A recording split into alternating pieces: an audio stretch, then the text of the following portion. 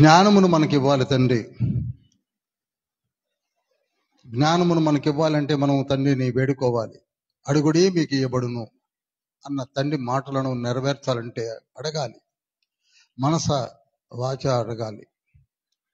వాక్యమును యాకోబుకు తెలియచేసిన వాడని, వాక్యమును యాకోబుకు తెలియచేసిన వాడని, ఏ జన్మముకి లాగునా చేసి లేగని దేవునికి గానము చేయుటయే మంచిది. మనమందర స్తుతి గానము చేయుటయే మంచిది.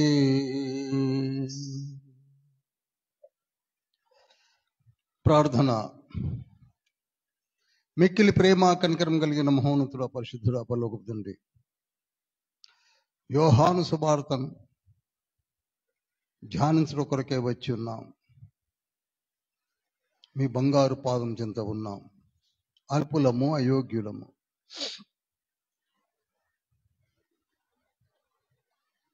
ఈ సువార్తలోని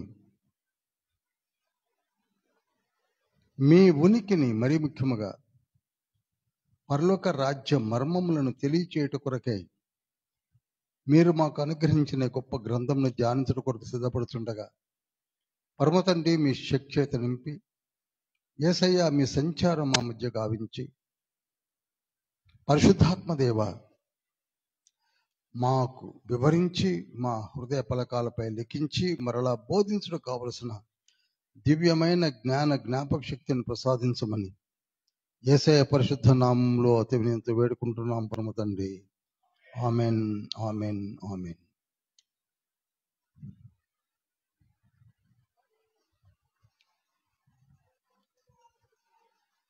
గడిచిన వారములలో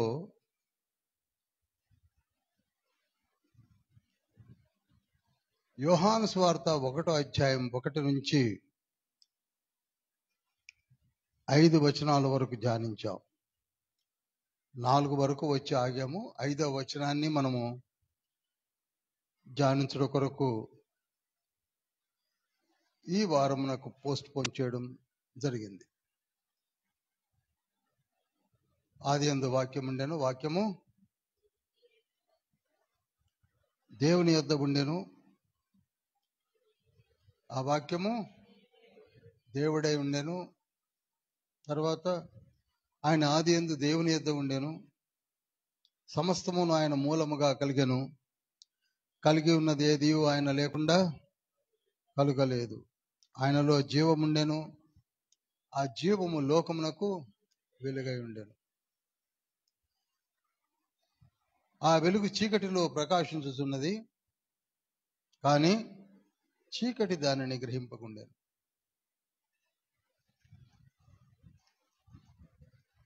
ఈ రోజులలో ఒక బర్నింగ్ ఇష్యూ ఏమిటంటే ట్రినిటీ. యోహాను సువార్తలో త్రిత్వము అనే మాటను వివరించడానికే పరిశుద్ధాత్మ తండ్రి 98లో అందరికంటే చివర రాసింది ఎవరో కాదు, ఈ భక్తుడైన యోహానే. దాదాపు 50 years తర్వాత రాయడం జరుగుతుంది. ప్రభువారు పునరుద్ధానుడైన తర్వాత 41లో మత్తయి రాస్తే ఫస్ట్ గాస్పెల్ని, 98లో ఈయన రాస్తున్నాడు చివరిగా. ఆనాటి నుండి నేటి వరకు కూడా త్రిత్వము అనే ఒక సబ్జెక్ట్ని ఈనాడు మనము అమితంగా ఆలోచించి, ఈ మాట అంటానికి నేనేమాత్రం వెనకాడడం లేదు, అమితంగా ఆలోచించడం అంటారు. అవసరతకు మించి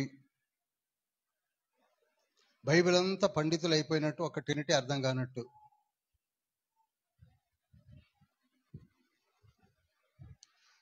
ప్రకటన మొత్తం అర్థమైనట్టు, ఒక ర్యాప్చర్ అర్థం కానట్టు.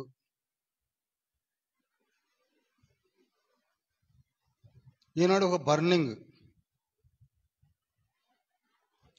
ఇది క్రీస్తు శకం 180లోనే స్టార్ట్ అయింది. ఇది నోట్ చేసుకోండి.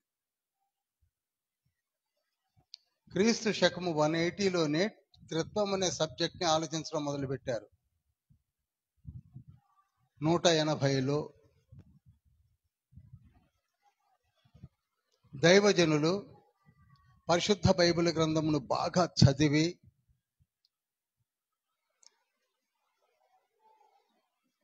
ఈ బైబిల్లో దేవుడు ఒక్కడే అని ఉన్నప్పటికీ ఇక్కడ త్రిత్వము కనపడుతున్నది అని మొదలుపెట్టింది క్రీస్తు శకము 180లోనే. ఆ తర్వాత ర్యాపిడ్ గా డెవలప్ అవుతూ నేటి వరకు కూడా ఎంతో మంది దైవజనులు ఎంతో విపులంగా చెప్పినప్పటికీ మనలో దాని విషయమే చాలా అపోహలు, ఆలోచనలు రేకెత్తించబడి అసలు ట్రినిటీ తెలియకపోతే ఇక మనం బ్రతకడం బేస్ట్ అని దశకు వచ్చారు. ఇట్స్ నాట్ కరెక్ట్ అండి.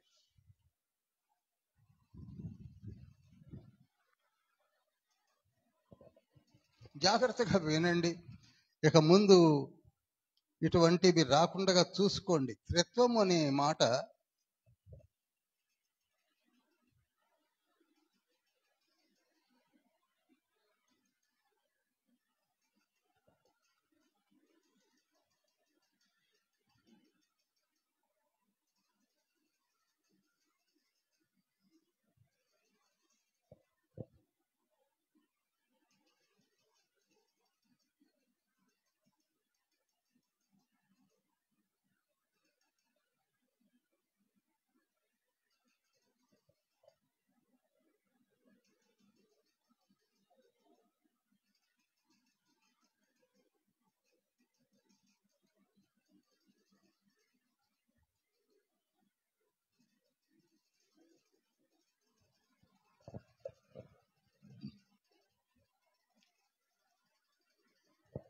అంటే 3.5 సంవత్సరాలు 42 పుస్తకాలు చెప్పి చివరికి చెప్తున్న విషయాలు జాగ్రత్తగా నోట్ చేయండి.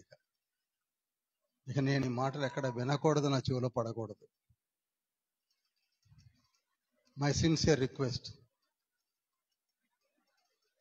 నన్ను 27 సంవత్సరాలు అడిగి ఉన్న ప్రశ్నలే నేను వేస్తున్నాను. మీలో చాలా మందికి ఇది ఉంటుంది, వీక్షకులు కూడా వీక్షిస్తూ ఉంటారు. It's a burning issue. It's a burning issue.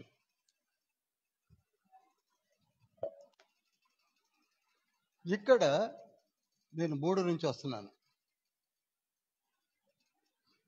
దేవుడు ఒక్కడే, ఆయన సుప్రీం గాడ్. ఎందుకు ఆది యందు వాక్యం ఉండెను, వాక్యము దేవుని యొద్ద ఉండెను, వాక్యము దేవుడే ఉండెను అన్న మాటలు ఎందుకు వాడాల్సి వచ్చిందో మీకు అర్థం అవ్వాలంటే ఈ సబ్జెక్ట్ కూడా అర్థం అవ్వాలి. ఏమోనండి, ఎవరో పెద్ద దైవజనులు చెప్పారు కనుక అది కరెక్ట్ ఏమో, ఎవరో ఇంకొక దైవజనుడు చెప్పారు కనుక ఇది కరెక్ట్ ఏమో, ఇంకెవరో చిన్న దైవజనుడు చెప్పారు కనుక అది కరెక్ట్ కాదేమో, అవి తీసేయండి. బైబిల్ చూడండి. ఎవరు చెప్తే ఉంది,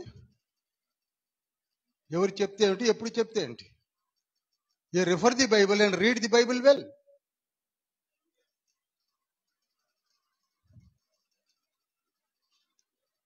ద్వితీయోపదేశ కాండము 6వ అధ్యాయము 4-5 వచనాల్లో ఏమని ఉంటుందనగా, ఇజ్రాయేలు వినుము, నీ దేవుడైన యెహోవా అద్వితీయుడైన యెహోవా అన్నాడు.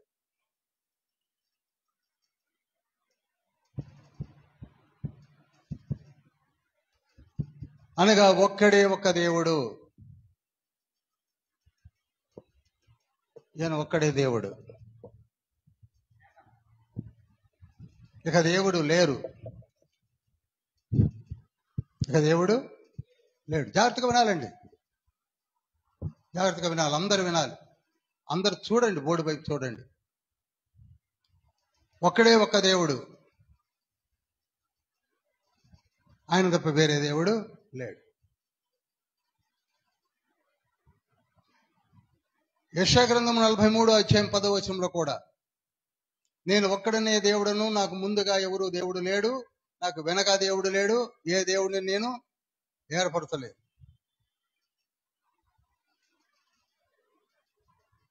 యెషయా గ్రంథం 44:6 కూడా, నేనే దేవుడను. కనుక ఒక్కడే దేవుడు. దీన్ని ఎక్కువగా సపోర్ట్ చేసినవారంటే జెహోవా విట్నెస్ పీపుల్. యెహోవా సాక్షులు అనే ఒక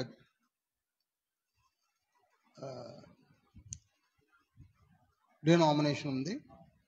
వారు ఎక్కువగా దాన్ని సపోర్ట్ చేశారు. ఇప్పటికీ ఒక్కడే దేవుడు, ఇంకే దేవుళ్ళు లేవు. దేవుడు ఒక్కడే, there is no other. By name God.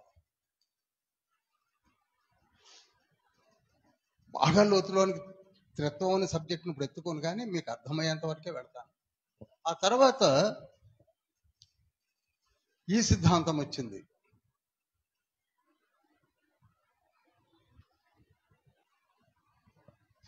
ఇదేమిటనగా, దేవుడు ఒక్కడే, కానీ ఆ దేవుడు తన కార్యములు జరిగించడం కొరకు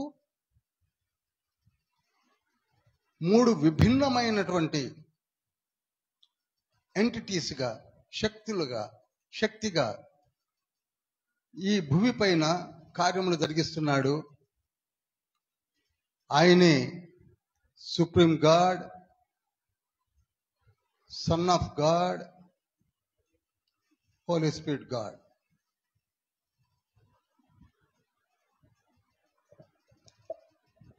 దేవుడు ఒక్కడే.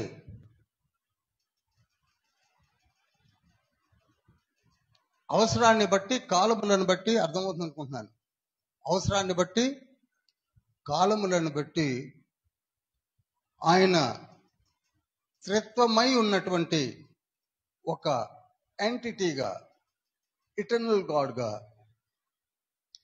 ఈ భూమి పైన కార్యములు జరిగిస్తున్నాడు. అవసరాన్ని బట్టి ఈ ఒకే ఒక్క తండ్రి సుప్రీం గాడ్ గాను, సన్ ఆఫ్ గాడ్ గాను, పరిశుద్ధాత్మ తండ్రి గాను. ఇది బహు ప్రాచుర్యంలో ఉంది.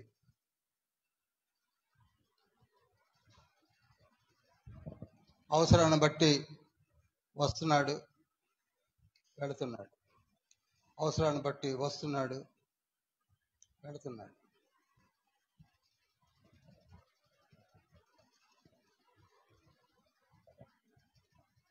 ఇక మూడవ లేక ఈ సిద్ధాంతము, నంబర్ 2 అనేసిన సిద్ధాంతము, ఈ ఒక్క దేవుడే, ఆయనే కుమారుడుగా వస్తున్నాడు. హోల్ గాడ్ కుమారుడుగా ఒక రోలు, తండ్రిగా ఒక రోలు, పరిశుద్ధాత్మగా ఒక రోలు పోషిస్తున్నాడు.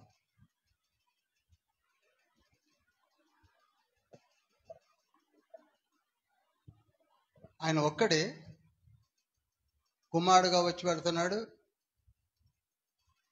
తండ్రిగా వెళుతున్నాడు, పరిశుద్ధాత్ముడుగా వెళుతున్నాడు. దీన్నే మోడలిజం అన్నారు. ఏమన్నారండి? చెప్పరు? మోడలిజం.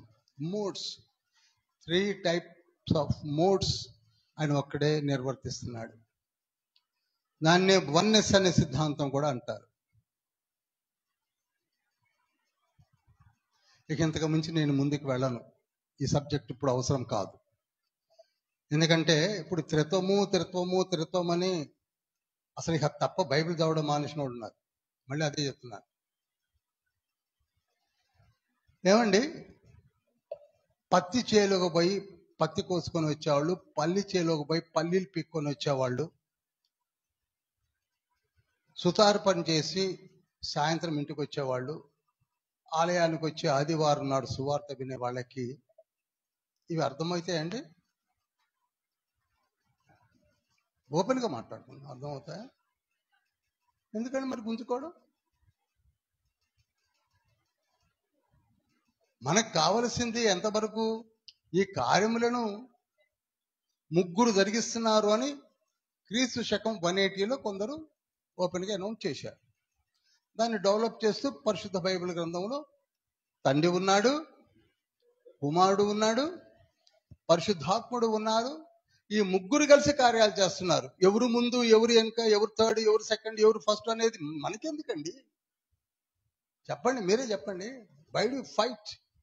Who is first, who is second, who is third? ఇక కొందరైతే అసలు పరిశుద్ధాత్ముడు నిప్పు, నీరు, గాలి, మేఘము అనుకుంటూ కూర్చున్నారు. It's not correct. ఆయన ఆయన ఆయన ఆయన ఎందుకంటే ఎక్కువ నేను వెళ్ళదలుచుకోలేదు, ఎందుకంటే ప్రింట్ సబ్జెక్ట్ కాదు కనుక. ఆయన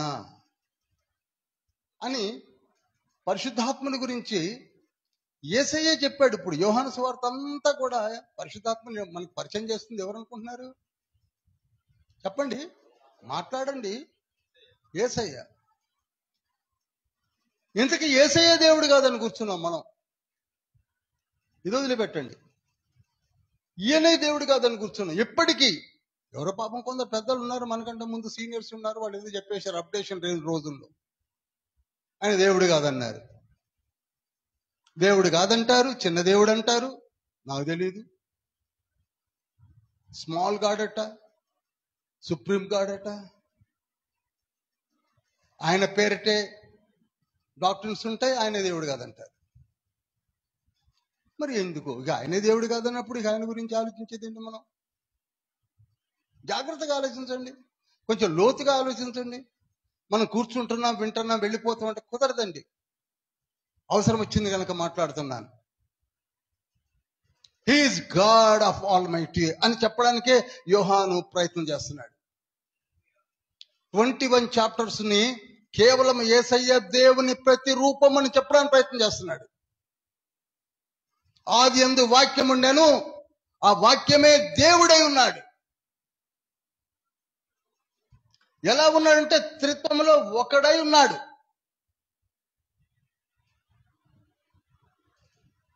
ఆయన దేవుడు, దట్స్ ఆల్. 1, 2, 3, 1, 2, 3 లేకపోతే అంతా ఏ లెక్కలని వేసుకోండి. యేసయ్య ఎవరై ఉన్నారు? దేవుడై ఉన్నాడు. మీరు 21 అధ్యాయాలు చదువుతూ వెళ్ళండి. ఈనాడు మనకు ఇది అర్థం కాలేదు కనుక బైబిల్ అర్థం, ఇది అర్థం కాకపోతే బైబిల్ అర్థం కాకపోవడం కాదు, ఇది అర్థం చేసుకోవడంలో విఫలం అవుతున్నాం మనం. ఇప్పటికీ ఆశ్చర్యం, యేసయ్య దేవుడు కాదనే వాళ్ళు లేరా? మీకు తెలుసు. ఎవరో ఒక బన్నీని వేసుకొని బ్రెన్హామైట్స్ పేరు కూడా చెప్పేస్తున్నాడు. ఆయన క్రీస్తు అంటూ నమ్ముతాం. ఏ మనుషులమండి మనం! ఒక బన్నీని వేసుకొని బ్రెన్హామైట్స్ అని చెప్పేసి మేము ఆయన క్రీస్తు అంటే నమ్మేస్తాం, కానీ ఇక్కడికి వచ్చేసరికి నమ్మం. ఎవరు చెప్పినా నమ్ముతాం, ఏది చెప్పినా నమ్ముతాం. ఆయన అలా ఎందుకు అన్నాడు? ఆయనకు అర్థమైంది అన్నాడు. ఇప్పుడు నీ ప్రాబ్లం ఏంటి? జోహో పెట్టిన సోడుతులు పోట్లాడుకుంటూ కూర్చుంటారా? వాళ్ళకి అర్థమైంది, వాళ్ళు చెప్పుకున్నారు. ఒకటి మాత్రం కరెక్ట్, మనకు ఒక దేవుడు ఉన్నాడు, అతని పేరు యెహోవా. ఓకే. ఆ యెహోవా నామము కలిగినటువంటి ఇంకొక తండ్రి కూడా వచ్చాడు, అతని పేరు కుమారుడైన యెహోవా. నిర్గమకాండం 23 అధ్యాయం 20 వచనం. నా నామము ఆయనకున్నది,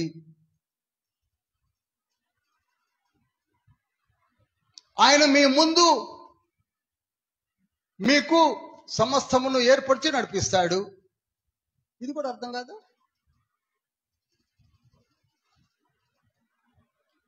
ఆయనకు నా నామం ఉన్నది. ఒక తండ్రి నా నామము ఇంకొక వ్యక్తికి, ఎంటిటీకి ఉన్నదని చెప్తున్నాడు అంటే అర్థం అవ్వాలి మనకి. Who is he? అంత క్లారిటీగా ఉంది. ఇక ఆదికాండము 18వ అధ్యాయం 19వ అధ్యాయం మనకు అర్థం కాదు. ఎంత బట్టలు చింపేసుకుని అర్థం కాదు. అవి ఆలోచించము. ఇంకేదో తీర్థం కావాలి, ఇంకే తీర్థం కావాలి. 1, 2, 3 ఉన్నారు అని 3 ఆర్గ్యుమెంట్స్ లో 2 ఆర్గ్యుమెంట్స్ చెప్తూనే ఉన్నారు. సరే, అందులో కొంచెం మనలో మనకే పడక ఈయన ఆయన కల్ట్ అంటాడు, ఆయన ఈయన కల్ట్ అంటాడు. ఎవరు కల్టో కాదు అసలు మనకు అర్థం కాక మనం కల్ట్లో అవుతున్నాం.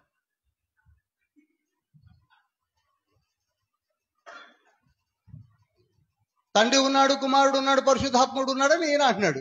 తండ్రి ఉన్నాడు, కుమారుడు ఉన్నాడు, పరిశుద్ధాత్ముడు ఉన్నాడని ఈయన అంటున్నాడు. ఇది మోడలిజం అంటారు, ఇది వన్నెస్ అంటారు, లేదా ఇంకేదో ఈయన అంటారు, ఇంకేదో టైటిల్ పేర్లు పెట్టి ఈయన కల్టను ఆయన కల్టని ఈయన్ని. వాళ్ళు చెప్పేది ఒకటే, తండ్రి కుమార పరిశుద్ధాత్మలు కలిసి కార్యాలు జరిగిస్తున్నారు, వీళ్ళు కళ్ళారు చూసినట్టు ఆయన కల్ట్ అంటారు. Such a wonderful persons. దానికి మూలాల్లో పోయి హీబ్రూ టెక్స్ట్ మీకు తెలుసా, కోట ఆశ అంటారు. ఆ కోట ఆశ ఏంటో నాకు తెలియదు.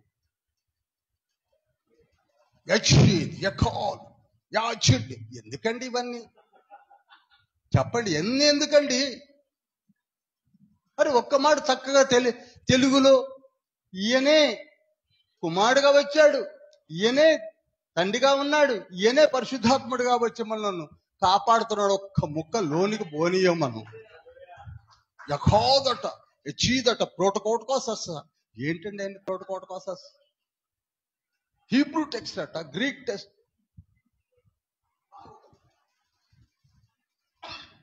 మరి ఆయన ఎందుకు అట్లా అన్నాడు, ఈయన ఎందుకు ఇట్లా? ఎందుకండి ఇవన్నీ? ఇంతవరకు అర్థం చేసుకున్నాం కదా. ఇందాకనే చెప్పాను, కష్టపడిపోయి పని చేసుకుని వచ్చిన వాళ్ళకి యేసయ్య రక్షకుడు, యేసయ్యే. ఇందులో నుంచి ఒక వ్యక్తి దిగి వచ్చి మన కొరకే ప్రాణాన్ని చిందించి రక్తాన్ని చిందించి ఆయన పరలోకంలోనికి వెళ్ళిపోయి మిమ్మల్ని అందరినీ తీసుకొని పెడతాను, పరలోకంలో పెడతాను మొక్క మాత్రం దగ్గరికి రానియకుండా ముందు ఇదెవరు చెప్పు. అప్పుడు వీళ్ళు స్కాలర్స్ అవుతారు, ప్రొఫెసర్స్ అవుతారు, బిషప్స్ కాలేజీలో బోధించడానికి.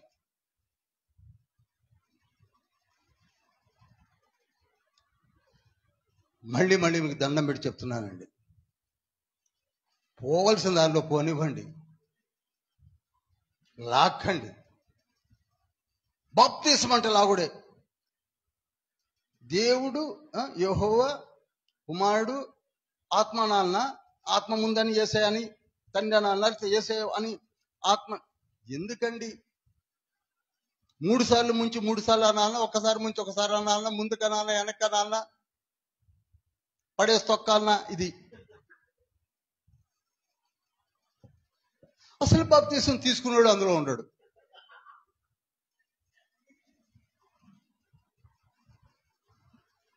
తండ్రి క్లియర్ గా ట్రినిటీని మత్తయి సువార్త 28వ అధ్యాయం 19వ వచనంలో ఎందుకు వాడాల్సి వచ్చింది? తండ్రి యొక్కయు కుమారుని యొక్కయు పరిశుద్ధ ఎందుకు అనాల్సి వచ్చింది? If he is not Trinity God, ముగ్గురుని ఎందుకు ఈక్వలైజ్ చేసి మాట్లాడాడు? అప్పటికొకటి మహింపరచండి. ఎందుకన్నాడు? 2వ కొరింథీ పత్రిక 13వ అధ్యాయం 14వ వచనంలో, ఇక నా స్టూడెంట్స్ లో ట్రినిటీ అనే వర్డ్ వినటానికి నాకు ఇష్టం లేదండి. ఇక తర్వాత కూర్చొని 5 రోజులు డిస్కస్ చేద్దాం, 10 రోజులు డిస్కస్ చేద్దాం, మంచి పండితులు ఉంటే. ఒకటి అర్థం చేసుకోండి, చదవండి ఒకసారి 2వ కొరింథీ 13:14. ప్రభు అయిన యేసుక్రీస్తు కృపయు దేవుని ప్రేమయు పరిశుద్ధాత్మ సహవాసమును మీకు అందరికి తోడయుండును గాక. ఎందుకు పరిశుద్ధుడైనటువంటి పౌలు ఆ కంక్లూజన్ ఇవ్వాల్సి వచ్చింది? ట్రినిటీకి ఒక బ్లెస్సింగ్ అని మనం ఇప్పటికీ కూడా ఈ బ్లెస్సింగ్సే చెప్పుకుంటున్నాం, బెనెడిక్షన్ అంటాం, ఏవేవో అంటాం. ఎందుకు? తండ్రి, కుమార, పరిశుద్ధాత్మల యొక్క సహవాసం. ఎందుకనగా వీరు మనలను, కొన్ని వందల రిఫరెన్స్లు చెప్పగలను నేను. ఎందుకు చెప్పండి? రాసుకొని మనం పోట్లాడుకోవడానిక? మళ్ళీ దాంట్లో నుంచే. ఇది నాకు ఒకటి అస్సలు అర్థం కాదు. ఏమిటంటే, నేను మొట్టమొదట్లో ఆలోచించిన సబ్జెక్ట్ని ఇంత బిగరస్గా, ఇంత డీవియేషన్ అయ్యి ఆలోచించాలి, చక్కగా ఆలోచిద్దామండి. He himself clearly expressing we are coequal, we are interdependent, ఒకరి మీద ఒకరము ఆధారపడి ఉన్నాము. యోహాను సువార్త 16వ అధ్యాయం 13, 14, 15 వచనాల్లో ఉంటుంది. నా తండ్రివన్నీయు నావి, నావన్నీయు పరిశుద్ధాత్ముడు నాలోనివి తీసుకొని మీకు బోధించును, నేను ఏవేవి చెప్తానో అవే చెప్తాడు. ఎందుకులేండి,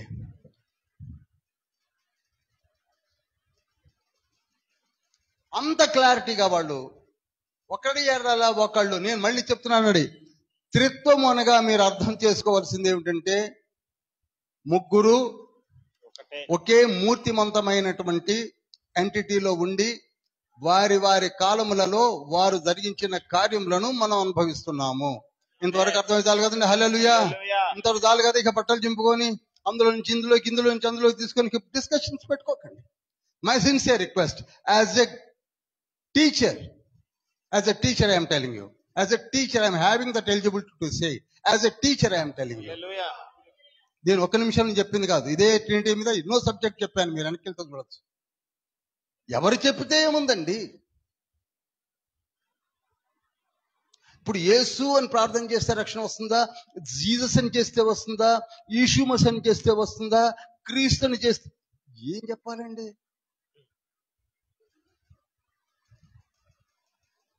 అక్కడికి వెళ్ళాం మనం. మన మధ్య ఒక గుంపు కనపడ్డారు, అసలు యేసు అన్న పదమే లేదు. హీబ్రూ టెక్స్ట్కి వెళ్ళారా, నువ్వు హీబ్రూ నేర్చుకున్నావు అని అడిగానండి, ఓపెన్ చెప్తున్నాను. హీబ్రూ బైబిల్ పట్టుకొని తిరుగు, మా తెలుగు బైబిల్ యేసు అని ఉందన్న. ఎక్కడికి వెళ్తున్నారండి అంటే ఇలాంటి గుంపులు వచ్చేసాయి. What Satan is doing you know, మనలోనే అర్థం కాకుండా గలిబిలి చేసి యేసయ్య అర్థం కాకుండా చెయ్యాలని వచ్చినటువంటి బోధలు ఇవి. ట్రినిటీ జరుగుతున్నది అంటానికి 66 బుక్స్ కూడా ఘోషిస్తున్నాయి మొదటి నుండి, ఫ్రమ్ ది బిగినింగ్. నేను నిర్గమకాండములో చెప్పాను, యేసయ్య ఎక్కడ లేడు. ఇర్మియా గ్రంథం 23:5లో యేసయ్య ఉన్నాడు.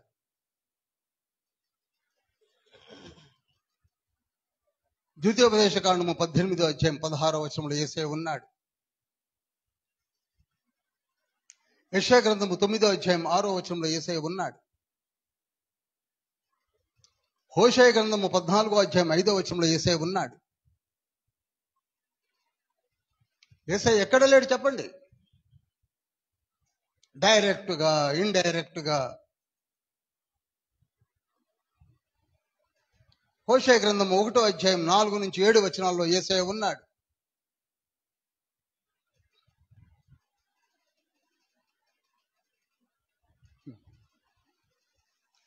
యెషయా గ్రంథం 48వ అధ్యాయం 12, 15, 16 వచనాల్లో యేసయ్య ఉన్నాడు. యెషయా గ్రంథం 40వ అధ్యాయము 23, 24, 25 వచనాల్లో పరిశుద్ధాత్ముడు ఉన్నాడు.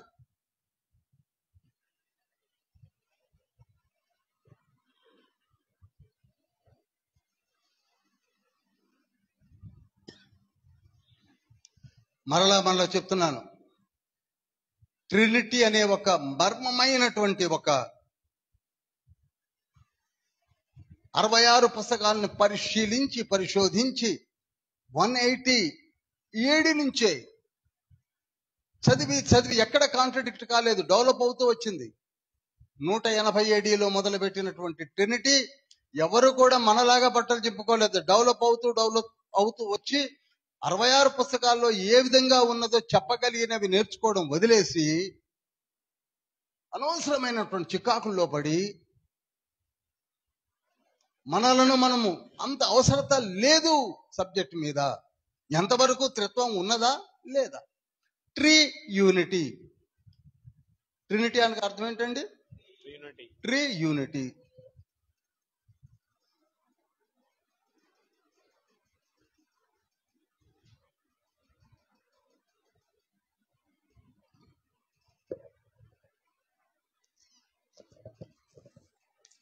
ముగ్గురు అద్వితీయ శక్తి సంపన్నులు కలిసి జరిగించిన త్రిత్వ కార్యాన్ని ట్రినిటీ అన్నారు. ఇంతవరకు తెలుసుకొని ముందుకు సాగండి. అందరూ నమ్ముతారు ఈ రెండింటిని, కొట్టాను. ఇది తప్ప. ఎందుకనగా ఒకే ఒక మాటలో చెప్తాను. ఎందుకనగా ఎక్కడ Zoho witness people have failed, you know, ఆ తండ్రి ఎవరూ సమీపింపరాని తేజస్సులో అమరత్వం కలవాడై ఉన్నాడు. మనుషులలో ఎవరునూ ఆయనను చూడలేరు, ఎవరును చూడనేరరు. రెండు ఉన్నాయి అక్కడ. No human nature or human being will see, and also other than human nature also, అంటే దేవదూతలు కావచ్చు, ప్రపంచములు కావచ్చు, ఎవరైనా కానీ ఆయన్ని చూడలేరు. ఎందుకనగా ఆయన అంత డాజ్లింగ్ లైట్ లో ఉన్నాడు అని 1 తిమోతి 6:16 ఉంది. అంతే కదండి? ఉందా లేదా? ఉంది. మరి ఆయనే 15వ వచనంలో ఏమనుంది? చూడండి, 1 తిమోతి 6:15 ఏమనుంది?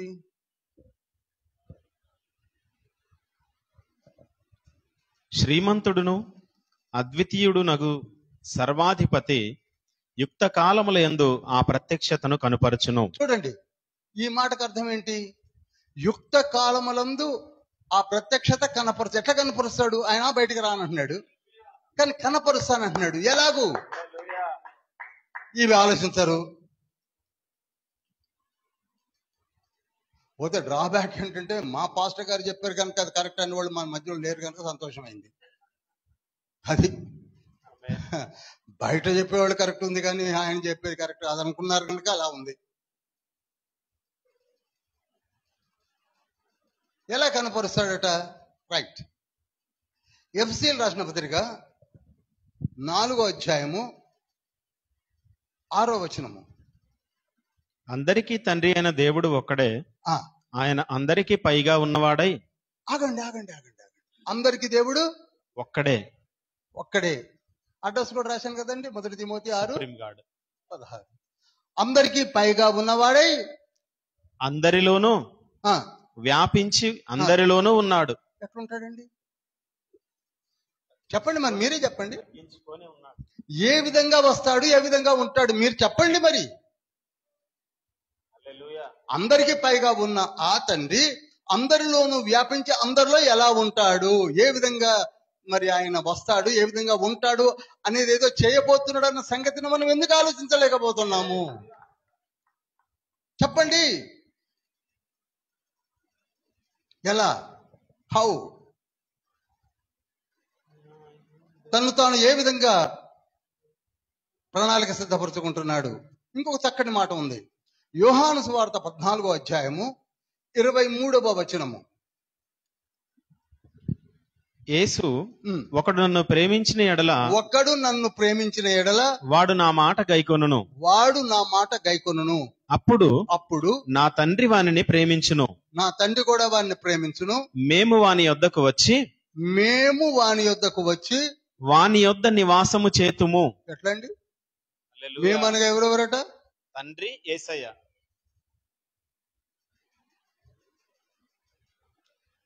మనమేమో గట్ల పంచాయతీలాగా గోడలు కట్టుకున్నాం.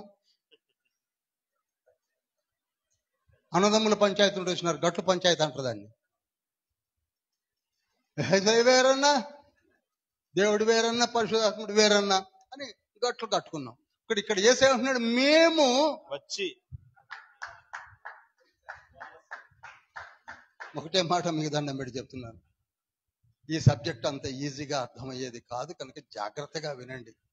నేను మళ్ళీ చెప్తున్నాను, వీక్షకులకు చెప్తున్నాను, అందరికీ చెప్తున్నాను, ఇది గట్ల పంచాయతీ కాదండి. మళ్ళీ చెప్తున్నాను, తండ్రి ఒక్కడే, హీ సుప్రీం గాడ్. నేను తండ్రి ఏకమై ఉన్నామని మీరు ఎరుగరా? యేసన్నమాట.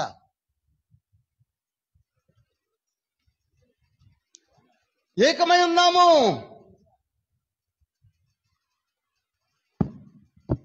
యోహాను సువార్త 10వ అధ్యాయం 30వ వచనము.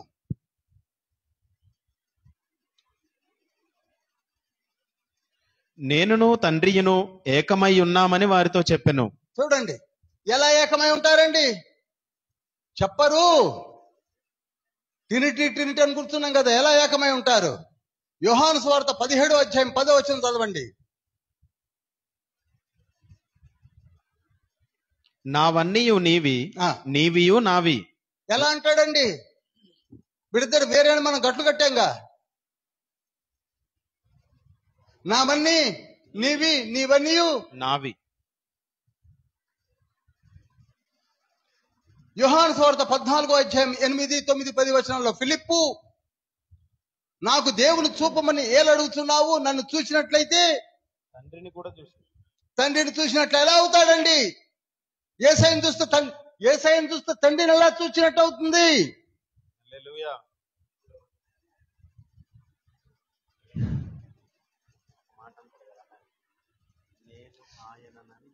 The essence of the internal coexistence అర్థం చేసుకోలేక గీతలు కొట్టుకొని, గట్లు కట్టి, పంచాయతీలు పెట్టుకొని,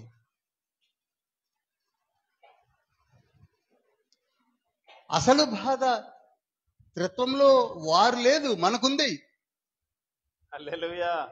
ఎక్కువైపోయింది ఇప్పుడు. యేసయ్య నామములో, తండ్రి నామములో, పరిశుద్ధాత్మ నామములో మీరు బాప్తిస్మము తీసుకొని పరలోక రాజ్యానికి రమ్మంటే ఒక్కటి తీసుకుంటే చాలదా అన్న? ఇది తీసుకోవాలన్నా అన్న? ఇది ఎందుకు వస్తున్నాయి అన్ని? అటు చెప్తున్నాడుగా.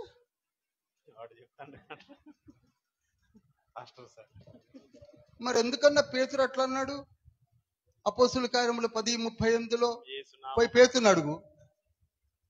అరే, పేతురు యేసయ్య చెప్తుంటే కూర్చొని నేర్చుకున్నాడు కదండి.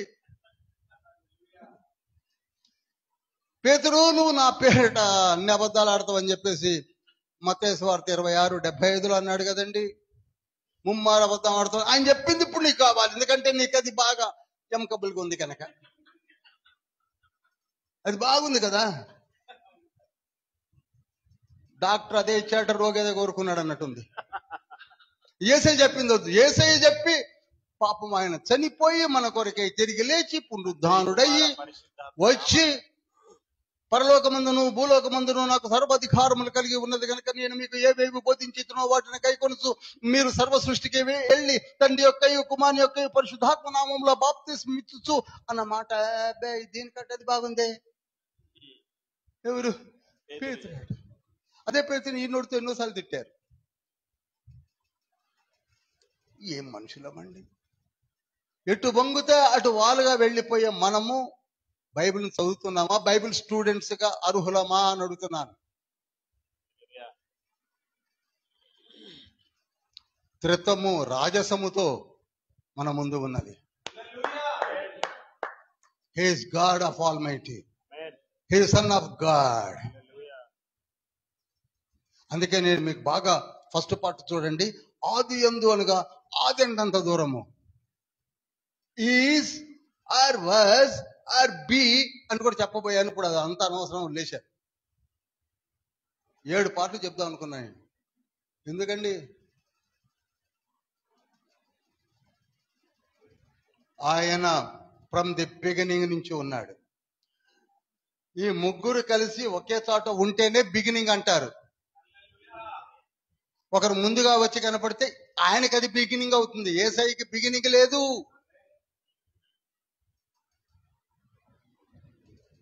ముగ్గురు ఒక యూనిటీలోనే ఉన్నారు. ఎవరు ముందుకు వచ్చి నేను ఇప్పుడే వచ్చానని చెప్పట్లా.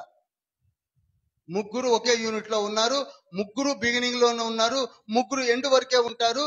3 మనస్తత్వాలు ఆయా టైంను బట్టి పనిచేస్తూనే ఉంటారు. ఇది ట్రినిటీ అంటే. ఇది ట్రినిటీ అంటే. That's all. That's all.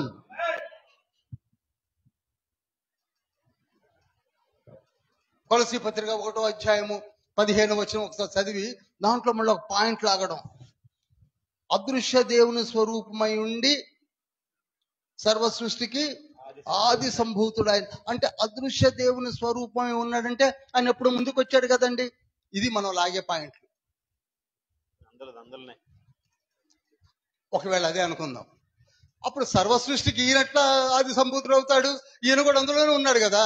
అరే రే రే రే రే, అరే రే రే రే రే, యేసయ్య కూడా సృష్టి అయినప్పుడు ఈయన సర్వ సృష్టికి ఎట్లా ఆది సంభూతుడు అవుతాడు? ఈయన సృష్టికి సర్వ సృష్టికి ఆది సంభూతుడైతే ఈయనే అందరిని సృజించిన వాడు అవుతాడు.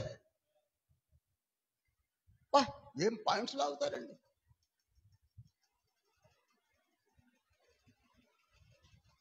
అటువంటి జటిలమైన సబ్జెక్టు పట్టుకొని లాక్కొని చదవడం మానేసి కూర్చున్నారు.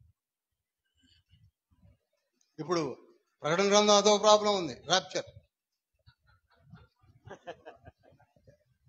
22 అధ్యాయాలు ఎడిపోయినా పర్వాలేదు, వీ వాంట్ రాప్చర్. సరే, దేవునికే మహిమా ప్రభావం ఘనతలు చెందును గాక. హల్లెలూయా హల్లెలూయా హల్లెలూయా. ఇప్పుడు 5వ వచనం చదువుదాం. 1వ అధ్యాయం 5వ వచనం చదువుదాం. ఆ వెలుగు చీకటిలో ప్రకాశించుచున్నది గాని చీకటి దాన్ని గ్రహింపకుండెను. అబ్బా, ఏం మాట అండి. ఇప్పుడు ఆ వెలుగు అనగా ఎవరు వెలుగు? యేసయ్యే వెలుగు అన్నాడు. అసలు చాలా చాలా చెప్పాలండి. నిజంగా చెప్పాలంటే ఒక్కొక్క భారం తీసుకోవాలి. యేసయ్యే వెలుగు. యేసయ్య ఎవరండి? చెప్పాలందరూ. యేసయ్య మనం అనుకునే ఈ వెలుగు కాదు. సూర్యుని వెలుగు, చంద్రుని వెలుగు, నక్షత్రముల వెలుగు. ఆదికాండం 1వ అధ్యాయం 2-3 వచనాల్లో వెలుగు కాకాను పలికిన వెంటనే ఆయన వెలుగు, అవి కావు. అసలు అది కాదు వెలుగు అంటే. వెలుగు మీన్స్ హీ హిమ్సెల్ఫ్ లైట్. ఈ లైట్ కి ఒక గొప్ప శక్తి ఏమిటంటే, ఆ లైట్ ఎక్కడైతే పడుతుందో వెంటనే ఆ లైట్ కూడా వెలిగించబడుతుంది. ఎందరైతే ఆయనను అంగీకరిస్తారో వారు కూడా వెలుగైపోతారు. అది వెలుగంటే.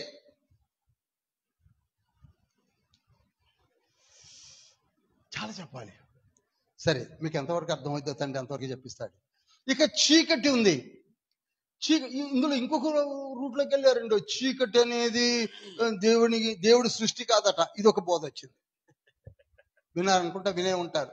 చీకటి అనేది దేవుని సృష్టి కాదు, దేవుణ్ణి ఇబ్బంది పడుతుందట చీకటి. అబ్బా, ఏమి మర్మం అండి. ఏ మర్మం అండి నిజంగా. దేవుణ్ణి ఇబ్బంది పెట్టే చీకటి దేవునికి ఎదురుగా కనపడుతుందట. చూసినప్పుడల్లా దేవునికి మంటెక్కుతుందట. యెషయా గ్రంథం 45వ అధ్యాయం 7వ వచనంలో ఏమనున్నది?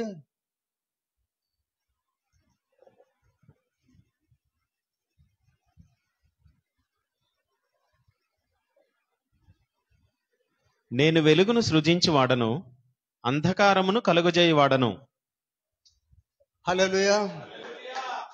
వెలుగును నేనే, చీకటిని నేనే. ఎందుకనగా చీకటి ద్వారా మానవాళికి లేక జీవులకు ఏదో విషయాన్ని తెలియజేయాలని చీకటిని చేశాడు. ఆయన సృష్టిలో ఏది చేసినా ఒక ప్రణాళిక, ఆధ్యాత్మిక చింతన ఉంటుంది. సుఖ దుఃఖములు, సుఖము దుఃఖము. సుఖము ఉన్న వారికి దుఃఖము లేకపోతే సుఖము విలువ తెలియదు. దుఃఖములో జీవించే వాడికి సుఖము రాకపోతే ఆ దుఃఖము విలువ తెలియదు ముందు.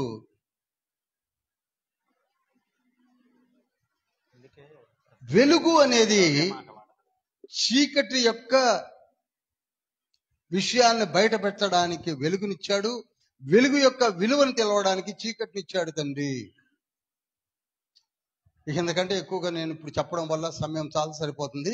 ఈ చీకటి అనేది, చీకటి కార్యములు జరిగించుట, చీకటిలో జీవించుట, చీకటిలో ఉండుట అనే దానికి రోమీయులకు రాసిన పత్రిక 13వ అధ్యాయము 12-13 వచనాలు చదవండి. రాత్రి చాలా గడచి పగలు సమీపముగా ఉన్నది గనుక మనము అంధకార క్రియలను విసర్జించి తేజస్ సంబంధమైన యుద్ధోపకరణములు ధరించుకొందము. చదవండి. అల్లరితో కూడిన ఆటపాటలైనను, మత్తైనను లేకయు, కామ విలాసములైనను, పోకిరి చేష్టలైనను లేకయు, కలహమైనను మత్సరమైనను లేకయు, పగటి యందు నడుచుకున్నట్టు మర్యాదగా నడుచుకుందాము. చూసారా? చీకటి అంటే చీకటిలో ఉండేటి ఈ కథలు ఉన్నాయి. అల్లరితో కూడిన ఆటపాటలు, మత్తు, కామ విలాసము, పోకిరి చేష్టలు, కలహములు, క్రూరత్వం, కఠినత్వం, అసూయలు, అజ్ఞానము, మూఢత్వం, దుఃఖం, ఇంకేం కావాలంటే అవి రాసుకొని చీకటని రాసుకోండి. వేదన, చివరికి నరకం కూడా చీకటే.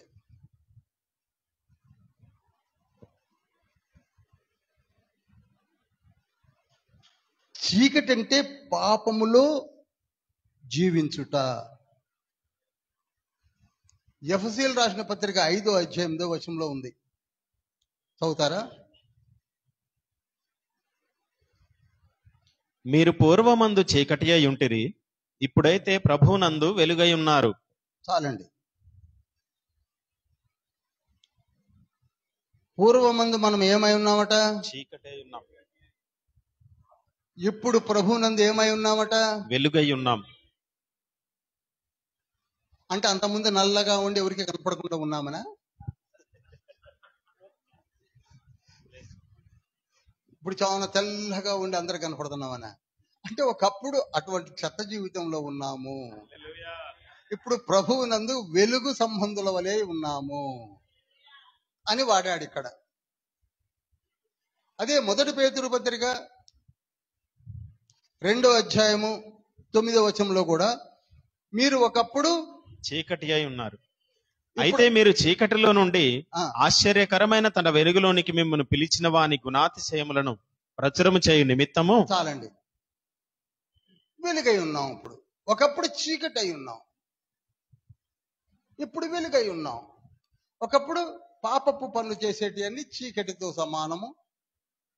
వెలుగులోకి వచ్చాక మనలో చాలా మంది మారు మనసు పొందామంటారు, బాప్తిసం తీసుకున్నారంటారు, బయట పోయి బండబూతులు మాట్లాడుతుంటారు.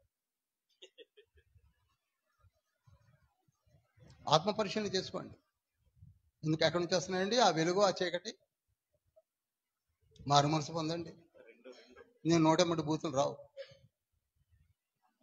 నేను మళ్ళీ చెప్తున్నా, ఎవరైతే బయట బండబూతులు మాట్లాడుతున్నాడు దగ్గర మారు మనసే లేదు. Rectify your self. Battery down అయితే కొత్త బ్యాటరీ వేసుకుంటాం.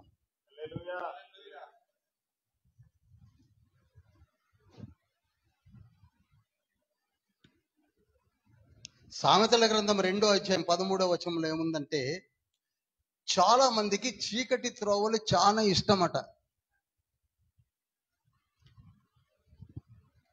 అట్టివారు చీకటి త్రోవలలో నడవవలెనని యథార్థ మార్గములను విడిచిపెట్టెదరు. అంతేనండి, ఇక అంతే. అందుకే యేసయ్య ఇక్కడ ఏమన్నాడంటే, లోకములో చీకటి ఉన్నది, అయితే ఆ చీకటిని లోకము పట్టించుకోవడం మానేసింది. ఎందుకు చెప్పండి? ఎందుకు మానేసింది? మనకి చీకటి అంటే చాలా ఇష్టం, చీకటి జీవితం ఇష్టం. 42 పుస్తకాలు చెప్పి మారు మనసు పొందండి, బాప్తిస్మం తీసుకోండి అంటే ఆలోచిస్తున్నారంటే అర్థం ఏమిటి? యోహాను సువార్త 3వ అధ్యాయం 19వ వచనము. వెలుగు లోకములోనికి వచ్చెను గాని, చూడండి, వెలుగు లోకములోనికి వచ్చెను గాని తమ క్రియలు చెడ్డవైనందున మనుష్యులు వెలుగుని ప్రేమింపక చీకటినే ప్రేమించిరి. అది ఇప్పటికీ యాజ్ అండ్ టుడే. ఎందుకని చీకటిని ప్రేమిస్తున్నారు చెప్పండి? 20వ వచనం చదవండి.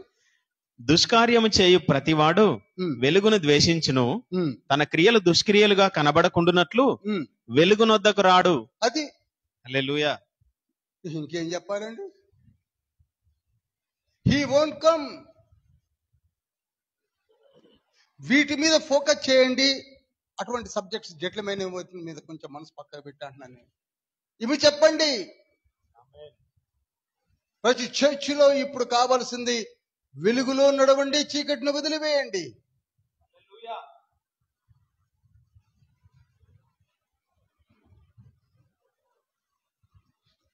యోహాను సువార్త అర్థమైతే ఈ పుస్తకం అయ్యే లోపల నాకు తెలిసి పాస్టర్ గారికి ప్రెసిడెంట్ గారికి 5 అన్న పేర్లు ఇవ్వాలి.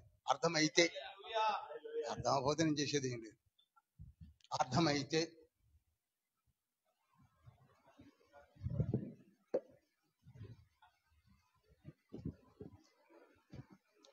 కనుక ఈ చీకటి ఇప్పుడు ఏం చేస్తున్నాడు 5వ వచనంలో? ఈ చీకటి 5వ వచనం చదవండి. ఆ వెలుగులు చీకటిలో ప్రకాశించున్నది కానీ చీకటి దాన్ని గ్రహింపకుండెను.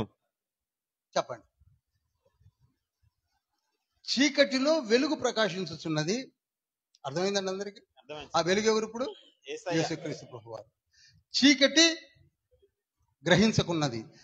చీకటి ఎప్పుడు యేసే దగ్గరికి రాదు. అలానే మన మధ్యలో మారు మనసు పొంది నిజంగా బాప్తిస్మం తీసుకున్న ఆ వెలుగు సంబంధాల యుద్ధ కూడా చీకటి రాదు రాదు రాదు. హల్లెలూయా చెప్పండి. రాదు రాదు రాదు. ఉదయం లేచి ఇదే మాట అనొచ్చు. రాదు, రాలేదు.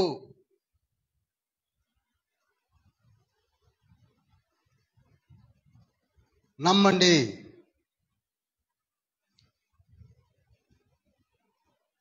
ఇప్పుడు అందరికి అర్థమైంది కదా చీకటి ఎవరు? చీకటి ఎవరనగా పాపములోనికి నెట్టే స్థితి, లోకములో ఉన్న స్థితి.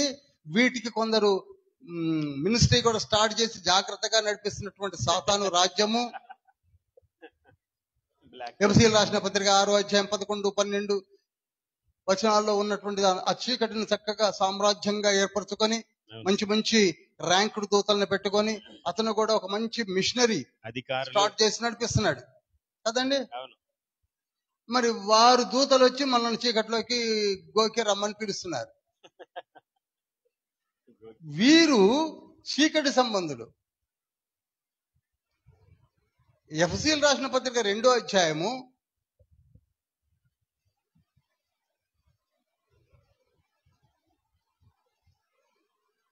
2-3 వచనాలు. వారితో కలిసి మనమందరమును శరీరము యొక్కయు మనస్సు యొక్కయు కోరికలను 1 నుంచి చదవండి, ఇంకా బాగుంటుంది. మీ అపరాధముల చేతను పాపముల చేతను మీరు చచ్చిన వారై ఉండగా. అంటే అపరాధముల చేతను పాపముల చేతను చచ్చిన వారం అంటే చీకటిలో ఉండగా మిమ్మును క్రీస్తుతో కూడా బ్రతికించెను. బ్రతికించాడు తండ్రి మనలను. మీరు వాటిని చేయుచు వాయుమండల సంబంధమైన అధిపతిని అనగా మండల సంబంధమైన అధిపతిని అనగా అవిధేయులైన వారిని ఇప్పుడు ప్రేరేపించు శక్తికి అధిపతిని అనుసరించి ఈ ప్రపంచ ధర్మము చొప్పున మునుపు నడుచుకొంటిరి. వారితో కలిసి మనమందరమును శరీరము యొక్కయు మనస్సు యొక్కయు కోరికలను నెరవేర్చుకొనుచు మన శరీరాశలను అనుసరించి మునుపు ప్రవర్తించుచు కడమ వారి వలనే స్వభావ సిద్ధముగా దైవోగ్రతకు పాత్రులమై ఉంటిమి.